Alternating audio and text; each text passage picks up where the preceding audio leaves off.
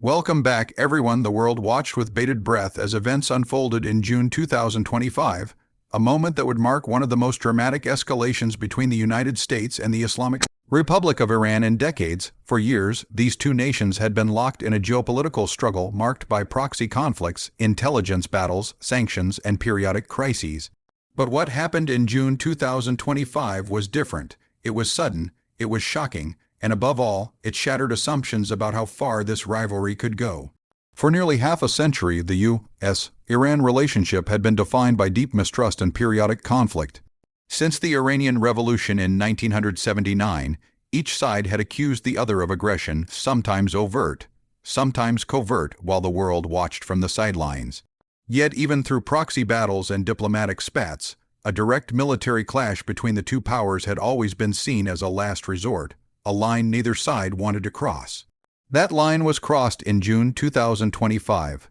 What began as mounting international pressure over Iran's nuclear aspirations erupted into a series of military strikes that sent shockwaves across the globe.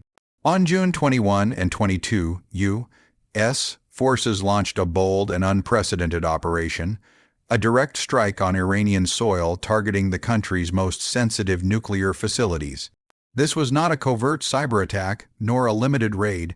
It was a full-blown assault aimed at crippling Tehran's nuclear infrastructure and signaling a decisive turning point in U.S. policy. The U.S. Operation Code, named Operation Midnight Hammer, was executed with surgical precision.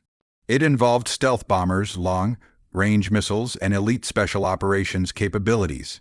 Stealth B-2 bombers penetrated Iranian airspace under the cover of darkness, dropping massive bunker-busting ordnance designed to penetrate deep underground and destroy hardened facilities. Meanwhile, Tomahawk missiles launched from submarines in the Persian Gulf and Arabian Sea struck other targets related to Iran's nuclear program. President Donald Trump, addressing the nation after the strikes, declared the mission a spectacular military success and insisted that the core nuclear capabilities threatening global security had been completely and totally obliterated. He framed the operation as not only necessary but long overdue, a bold move to prevent Iran from developing nuclear weapons and destabilizing the region further. The Guardian +1 from Tehran's perspective, this was nothing short of a declaration of war. Iran's leadership, including Supreme Leader Ayatollah Ali Khamenei, reacted with shock, condemnation, and defiance. In fiery rhetoric broadcast across Iranian state media, Khamenei denounced the U.S. strikes as a blatant act of aggression and an assault on Iranian sovereignty. He vowed that Iran's response would be swift, decisive, and relentless. To many Iranians, the strikes confirmed what they had long feared, that the United States was prepared to inflict direct harm on their homeland, not just challenge them through sanctions or diplomacy, and so Iran struck back. Just 2 days later, on the night of June 23, 2025, Iran launched ballistic missiles against several U.S. military installations in the region. This was the first time in decades that Iranian forces had directly targeted American troops and assets in such a manner. The most prominent of these attacks came against Al Udeid Air Base in Qatar, a critical hub for U.S. operations in the Middle East, as well as other bases in Iraq, including the Ain al-Assad Air Base. Wikipedia +1 early reports from Qatar indicated that air defense systems intercepted the majority of the incoming missiles. Still, the mere fact that such a strike occurred sent shockwaves through military circles and geopolitical capitals alike. Iran's leadership declared the response a proportionate act, emphasizing that they had matched the number of missiles fired to the number of bombs dropped on their nuclear facilities. Tehran claimed it had deliberately avoided targeting civilian areas or seeking mass casualties, a calculated gesture intended to communicate resolve without igniting full-scale war. The Times of India +1 in Washington, the mood was tense. There were no confirmed reports of American casualties, but the political and strategic implications were enormous. For decades, U.S. military installations across the Middle East had faced threats from irregular militias and proxy groups. But a direct strike from the Iranian regime itself represented a new and dangerous chapter. President Trump, facing intense pressure from lawmakers, military advisors, and international leaders, made a decision that surprised many. He refused to order immediate retaliation. Instead, he emphasized the need to avoid a wider conflagration, citing the lack of American casualties and the desire to stabilize the situation. This decision did not end the crisis, but it did alter its trajectory.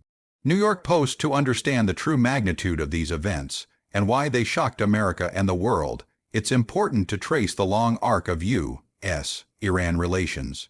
This crisis did not happen in isolation. Rather, it was the culmination of decades of distrust, competing ambitions, and conflict by proxy. The roots of the rivalry date back to the Cold War era, but they became most pronounced after the 1979 Iranian Revolution.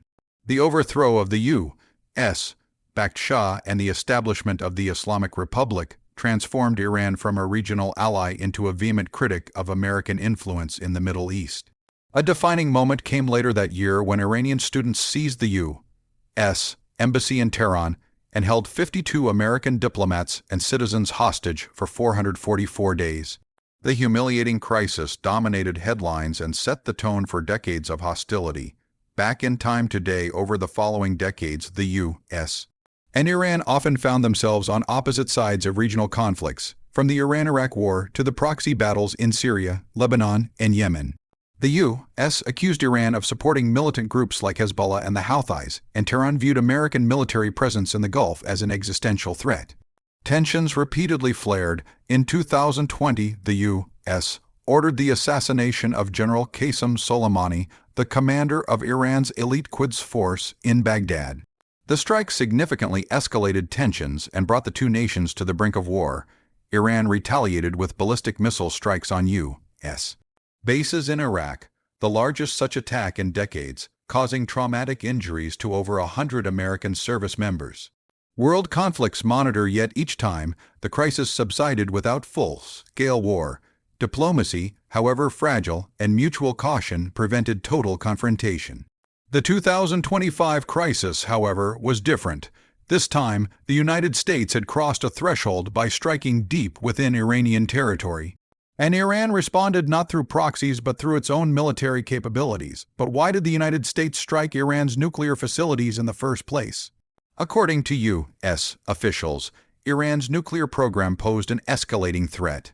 Despite years of negotiations, sanctions, and international agreements like the Joint Comprehensive Plan of Action (JCPOA), Tehran continued to expand aspects of its nuclear infrastructure that could support the development of nuclear weapons. U.S.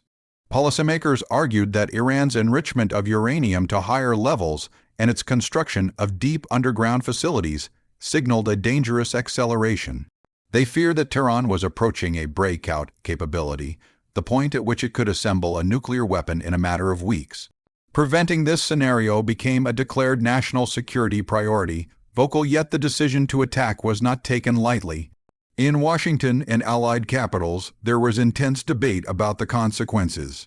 Military planners worried that destroying key facilities might only delay Iran's program temporarily and inflame anti-American sentiment. Diplomats warned that such action would shatter any remaining trust and eliminate the possibility of peaceful negotiations. Nevertheless, a decision was made. The perceived risks of a nuclear-armed Iran outweighed the risks of military confrontation.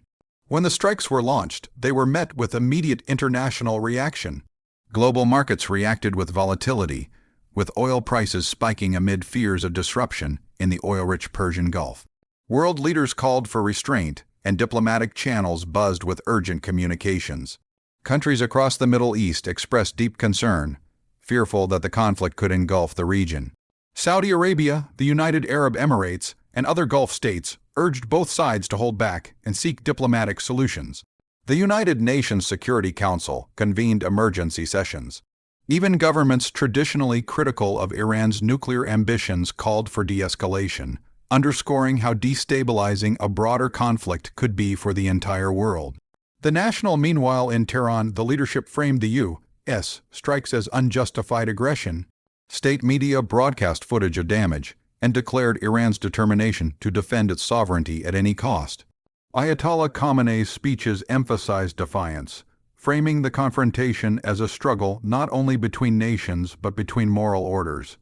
Iran positioning itself as standing against imperialism and foreign domination. Despite the rhetoric, Iran's actual retaliation was measured.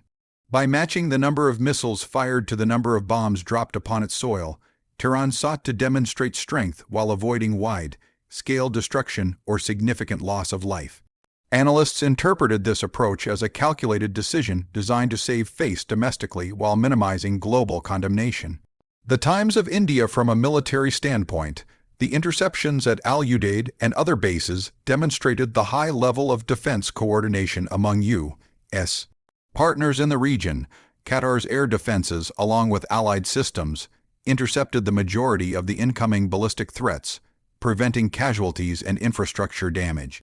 However, the symbolic impact was profound. Iranian missiles had reached U.S. bases, a scenario many strategists once considered remote. Wikipedia in America, media coverage was intense and polarized. Some commentators framed the events as a necessary assertion of U.S. power, an effort to stop a hostile nation from gaining nuclear weapons capabilities. Others warned that the strikes were reckless, potentially dragging the U.S. into a protracted conflict with untold consequences. Congressional leaders held emergency hearings, with lawmakers sharply divided. Some called for further military action against Iran, arguing that weakness invited aggression. Others urged diplomatic engagement, warning that deeper involvement in another Middle Eastern war could prove costly in lives and resources. Internationally, responses were equally varied. European nations, while critical of Iran's nuclear program, expressed concern that military action would destabilize the fragile geopolitical balance. China and Russia, both with close economic ties to Iran, condemned the U.S. strikes and warned against unilateral military solutions. The United Nations issued calls for immediate cease-fire and negotiations, though enforcement mechanisms remained limited. Meanwhile, ordinary citizens in both the United States and Iran grappled with fear and uncertainty. Families of U.S. service members stationed in the Middle East watched anxiously as news unfolded, wondering whether their loved ones would be drawn into a deeper conflict. In Iran, citizens dealt with a mix of patriotic fervor and concern over potential reprisals, worried that their country's leaders might escalate further. Even beyond the two nations directly involved, the geopolitical ripples were felt worldwide. Oil markets fluctuated, financial markets jittered, and global diplomats scrambled to contain the crisis. The potential for disruption in the Strait of Hormuz, a vital choke point for global energy supplies, raised concerns about long-term economic impacts. In the midst of this uncertainty, subtle diplomatic channels began to open. Behind closed doors, envoys from neutral countries, including Oman, Switzerland, and others, sought to mediate between Washington and Tehran. Some Middle Eastern governments quietly urged restraint from both sides, recognizing that a wider war would be catastrophic for the region. By late summer, the immediate crisis had not escalated into full-scale war. The large blows had been struck, and both sides appeared to signal a desire to avoid further destruction. President Trump reiterated that his goal was not regime change but neutralizing the nuclear threat. Iranian leaders, though defiant, also hinted that they did not wish for another protracted conflict reminiscent of their long war with Iraq in the 1980s. Yet the scars of June 2025 remained. The strikes and counter-strikes reshaped strategic calculations. U.S. military posture in the Middle East was reassessed, with increased deployments and defensive systems. Iran showcased its missile capabilities, and regional powers took note of the fragility beneath seeming stability. Proxy groups in Iraq, Lebanon, Yemen, and Syria, many aligned with Tehran, adjusted their tactics, sensing shifts in regional power dynamics. In the halls of global diplomacy, analysts debated whether this confrontation marked a turning point in modern geopolitics. Some argued that the direct strikes and responses represented a new era of great power competition, where traditional boundaries of engagement had been rewritten. Others saw the crisis as a grounding moment, reminding leaders of the dangers inherent in unilateral military action.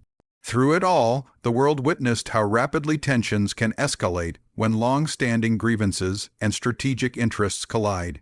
The day Iran shocked America wasn't simply the day missiles flew. It was the culmination of years of mistrust, failed diplomacy, competing ambitions, and miscalculations. And yet, perhaps the most lasting lesson of all was this: in a nuclear age, when powerful nations clash, restraint, not aggression, may be the key to preventing catastrophe.